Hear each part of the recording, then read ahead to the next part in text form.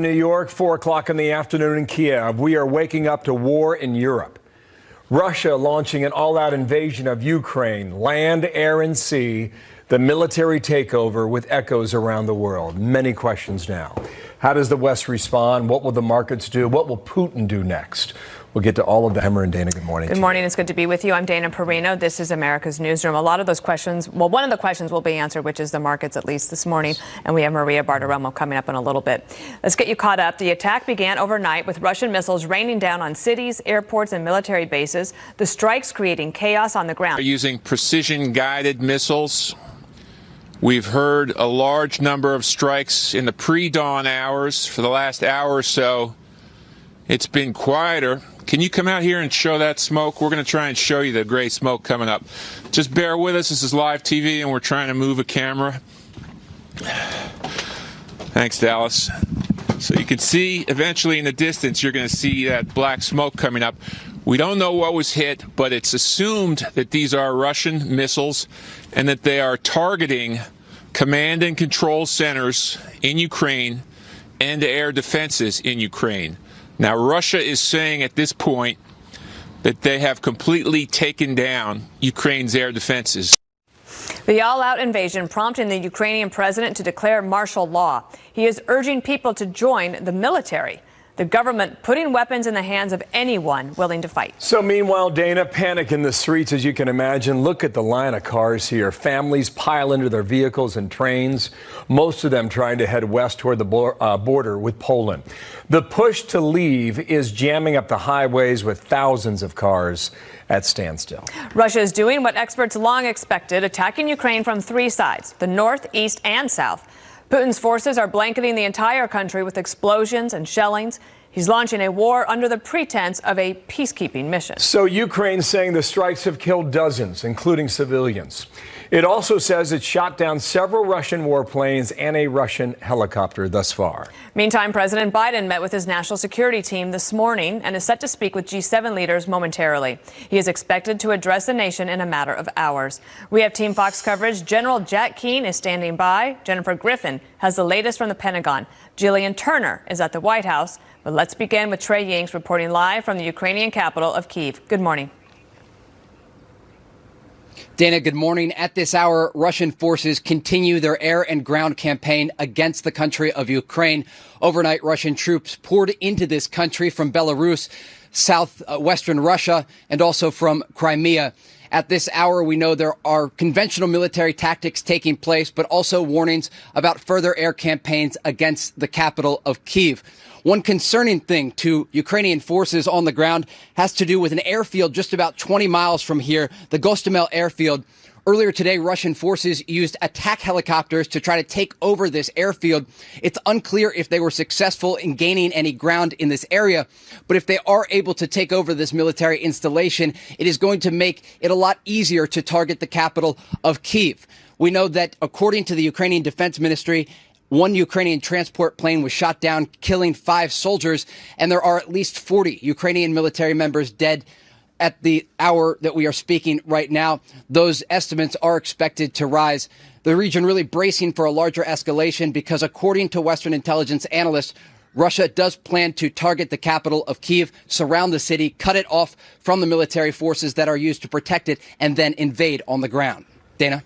Trey, I had a couple of questions for you. One, I wanted to hear about the people who are trying to flee, the innocents who are clogging up those roadways as they try to head west to Poland. But also one of the ways to get out is to have money. And apparently there is some trouble at the ATM machines. Absolutely. People overnight really were in panic mode trying to get out of this city. We've seen the images of the expressways just outside of Kyiv where there are cars lined up bumper to bumper trying to flee, with a real understanding that this could become the focal point for Russian forces as they look to overthrow the government. There's a real understanding that Ukrainian President Volodymyr Zelensky is one of the key targets for Russian President Putin as he looks to encapsulate this country and change the government here. Zelensky is really trying to keep calm and make sure that people are not rushing to ATMs and to stores so that there isn't a sense of chaos. He has asked the parliament here to approve a full mobilization and encourage people to pick up weapons and fight back. Let's be very clear. There will be an insurgency in these cities when Russian troops come in cities like Kyiv and Kharkiv, the second largest city in Ukraine, because there is still that ground fighting taking place. One thing to remember here is that when it comes to the military force of Russia, they far outgun the Ukrainian military. But when they're fighting in an urban environment, such as the capital of Kyiv, it will be much more difficult to do so. So they may try to draw in some of these forces and then engage them in this type of battle. Dana? Trey, with regard to Putin, there were reports from overnight that he made this recording to his own people 3 days ago. Has that been confirmed as of this moment? Yes, the metadata in those videos indicates that this was all part of a coordinated effort by the Russian government and those Russian-backed separatists in the areas of Donetsk and Luhansk in the eastern part of Ukraine to launch this invasion. A very similar thing happened when the videos were released of those leaders calling for the evacuation of civilians in the east.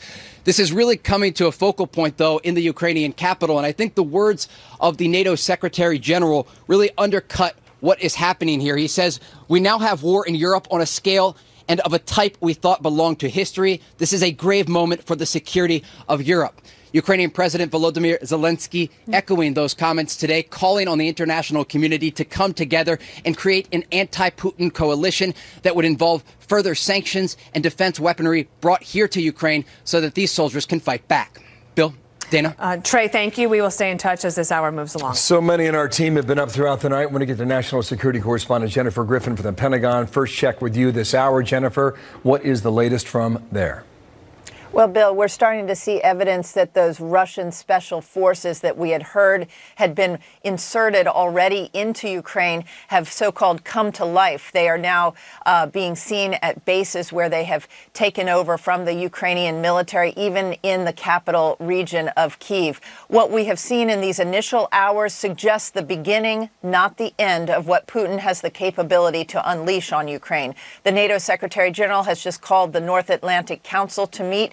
That could be a first step in potentially mobilizing that 40,000-strong NATO force to reinforce the Baltics and Poland and Romania, not to fight in Ukraine, but to deter Putin from going further into any Article 5 nations. The president is meeting with his National Security Council right now. Putin has forces in Brest, Belarus, just 125 miles from the Polish border. And what has been notable in his recent speeches is how he makes reference to not just Ukraine, but also Poland and Lithuania. Cryptic references that have been noticed by U.S. and Western intelligence. Putin also, in his televised remarks last night, which we've now learned, as Trey reported, were recorded on Monday, said he wanted to denazify Ukraine. He also had a veiled threat to NATO. Here's what he said. For those who could be tempted to intervene from outside, whoever tries to hinder us, and even more so to create threats to our country, to our people, should know that Russia's response will be immediate, and it will lead you to such consequences that you have never encountered in your history. A very strong threat from Vladimir Putin. There have been air raid sirens, as we've been reporting, in the far west of Ukraine. Remember, Russia has forces in that sliver of land called Transnistria, a breakaway part of Moldova, and they could easily move across the flat western part of Ukraine. What's clear from last night's opening of pre-assault fires to suppress the Ukraine Air Defense Forces and command and control military locations across the country is that Putin wants all of Ukraine. The former president of Ukraine, Petro Poroshenko, has compared him to Hitler. He and Ukraine's foreign minister warned this is only the beginning. The land invasion and sanctions as a new form of shock and awe, especially for Putin's inner circle. The White House and NATO allies had no illusion that they could deter Putin from entering Ukraine without going to war. Now they believe Putin has made the biggest mistake of his presidency. He has ambitions to reestablish the Russian Empire, but we know, and he knows full well, that these kinds of invasions and occupations are well known as the graveyard of empires. Bill, Dana. Jennifer, I did have a question about many of our U.S. troops are going to be stationed there in Poland to try to help with the refugee situation. You've seen the cars, the bumper-to-bumper traffic, people at the ATMs trying to get out, and they'll be heading west. Any update from the Pentagon on what our troops are doing to help prepare for that? Well, they've been preparing for weeks, and we've been weeks. Those who didn't, the 82nd Airborne will be there to help them as they cross into Poland. But again, we see these long lines, not only at gas stations, the complete traffic jam on the way out of the country. This was anticipated. That's why those warnings went out. The U.S. military is there in Poland not to fight, but to reassure Poland and also to help with this refugee crisis that is bound to ensue. All right, Jennifer, I think, Bill, do you have any questions for Jennifer before we let her go? Jennifer, terrific work there.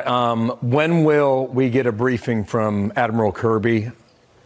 We're expecting not any on-camera briefings today. Remember, the symbolism of what happens from here going forward. The Pentagon is not in a war, in this war. They are not in a war with Russia. These are two nuclear powers. That is what is different from past situations where we've seen military involvement or NATO involvement in whether it's Syria or Afghanistan or Iraq. This is not going to be something that you're going to see on-camera briefings here at the Pentagon. We will get briefed behind the scenes about what they are seeing, but there will also be some limitations of what they can see because, again, that airspace now is owned by Vladimir Putin, and it is going to be increasingly difficult to know exactly what's happening on the ground. Much of what we will see will be from the brave reporters like Steve Harrigan, Trey Yingsten, Lucas Tomlinson, and their teams as they show us the video, the cell phone videos of Ukrainians who are out there on the front lines right now. Thank you, Jennifer. Talk to you very soon. Jennifer Griffin, the Pentagon. Thank you. Dana. Now, President Biden is meeting virtually with G7 leaders at this hour and will address the nation this afternoon. That's where we find Jillian Turner. She is live at the White House for us this morning. Hi, Jillian. Hi, Dana. Well, in the last few hours, the president has convened the National Security Council. He's put out a statement condemning Russia's moves, the invasion overnight. He's also had a phone call with the Ukraine's president and promised him he's going to address the further consequences the U.S. and our allies and partners will impose on Russia for this needless act of aggression against Ukraine and global peace. A couple hours ago, as the attacks got underway, the president briefed President Zelensky on what he calls steps we're taking to rally international condemnation. This includes tonight at the UN Security Council. He asked me to call on the leaders of the world to speak out clearly against President Putin's flagrant aggression and to stand with the people of Ukraine. Now, the Secretary of State and Treasury are going to accompany President Biden to this G7 meeting because, again, U.S. sanctions are very much on the table. We understand they are even getting teed up this hour inside the White House. Let's take a quick step back, recap where we are with those sanctions so far.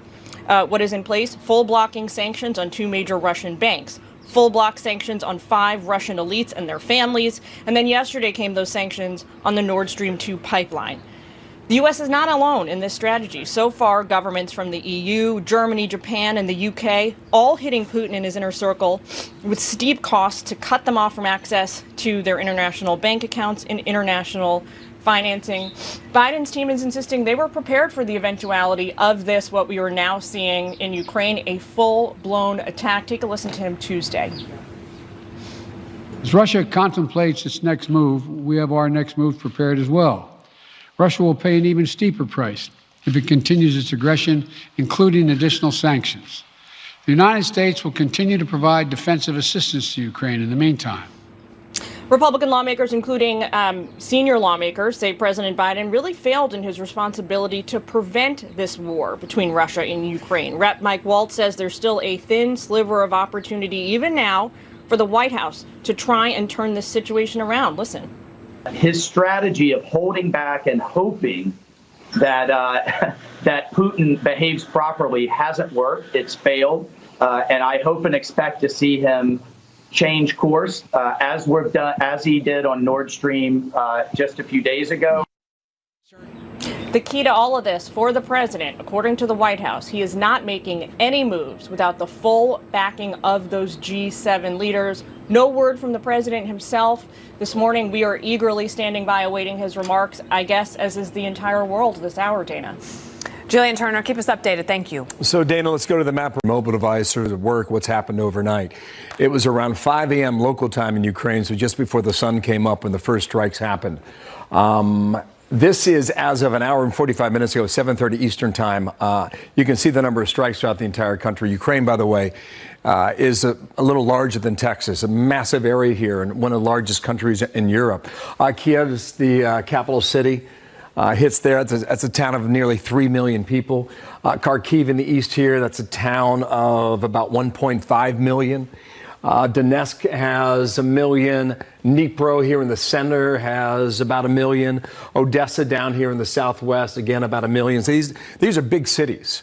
These are large areas, but initially the strikes have been aimed at military targets throughout the country. For geography's sake, this is what's called the Dnieper River. It cuts right through the center part of the country and down here around Crimea, which Russia has held for 8 years now. It empties out into the Black Sea. Now you have to ask yourself, what's Putin's agenda? What would satisfy him, Dana? Is it the entire country? Because yesterday we were talking about the possibility of Russian assets being set up where they could come in from the north, they could come in from the northeast, they could come in from the east and the south. He's done all of that thus far. So does he want the entire country and to take Zelensky and throw his government out?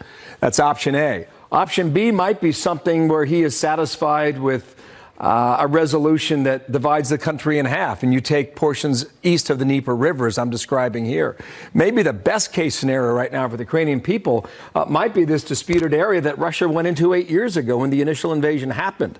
When you consider the line of attack that he has taken thus far, that option C might be the best outcome. The Ukrainians are far outmanned. They are far outgunned by the Russian military. And the buildup that Moscow has made around Ukraine and basically encircled the country over the past 3 months. This area down here, there's Crimea. I've heard a lot about that. That was also taken in 2008. Jennifer mentioned this a moment ago, too. This is the country of Moldova, okay? I just get a little outline here to the southwest of Ukraine. There's an area here where the Russians have controlled as well for several years. They have at least several thousand troops that had been pre-positioned in this area as well. So that could be another line where they cross into Ukraine also. General Jack Keene's been in touch with his sources throughout the night. He joins our coverage now. And General, good morning to you. What are you hearing? What's happened? And what's next? Well, we go to that map. I can help you with it a little bit. The pre-assault fires are pretty much as you described, that they've gone after dozens of cities because they're after command and control, air defense. Certainly the Ukrainian military is a primary target and its facilities, but also its deployed forces, government facilities as well. And what was interesting, the pre-assault fires we thought would actually be more extensive and be longer. They seem to be very concerned about civilian casualties, so the kinds of munitions they're selecting, precision-guided munitions, help in doing that. And certainly the targets that they're selecting would suggest that they're trying to reduce civilian casualties. Remember, this is an air force, an air power that Putin has used in the past. He's used it in Chechnya and just destroyed towns and cities, and he's used it in Syria, and they just wholesale destroyed neighborhoods and towns, neighborhoods in cities and villages and towns, just completely making warfare on people. So this is a major exception he's making here. And it also occurs to us that he possibly should have let the pre-assault fires go longer, because the ground assault has begun and it's coming in on 4 axes. If you go to the map there and do that magic finger thing that you got, we could probably show you. If you come down on the east side of the Dnieper River, coming out of Belarus to Kyiv, that's axis 1. That's in the northern sector, and on the east side of the river there. And then the second axis is coming out of the central zone, heading towards Kharkiv. Let me show you that, General. I've got a great map that'll help set this up, okay? Let me just advance it one time, because this is what you're talking about, right? You had, Belarus is here in the north. There is big speculation that Belarus would cooperate. It appears they have. And so this is one route from the north. What you're describing here is in the northeast. And but they're coming down on the east side.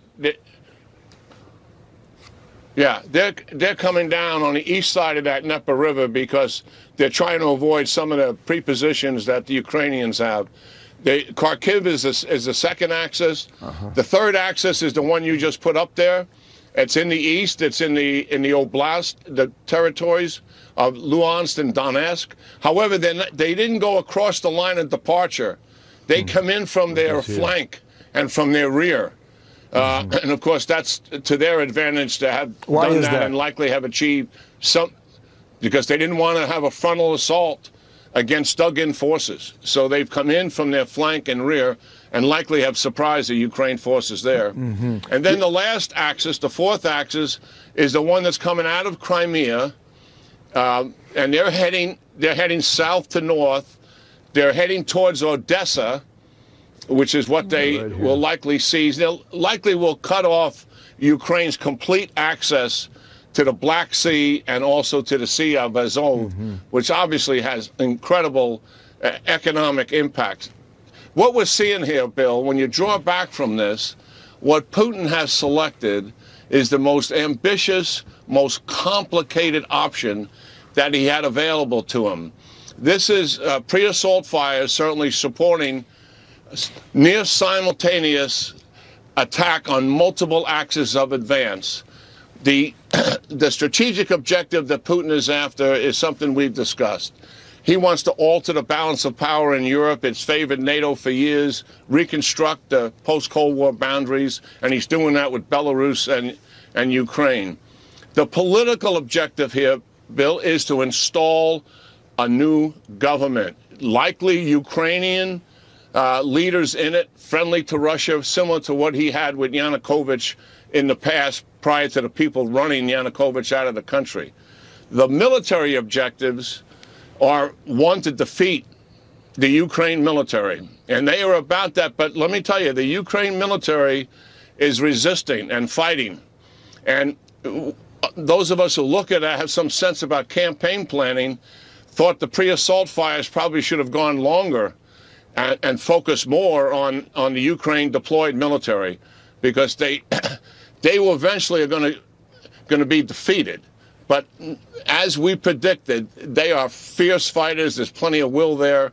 They just are outgunned, but they are fighting.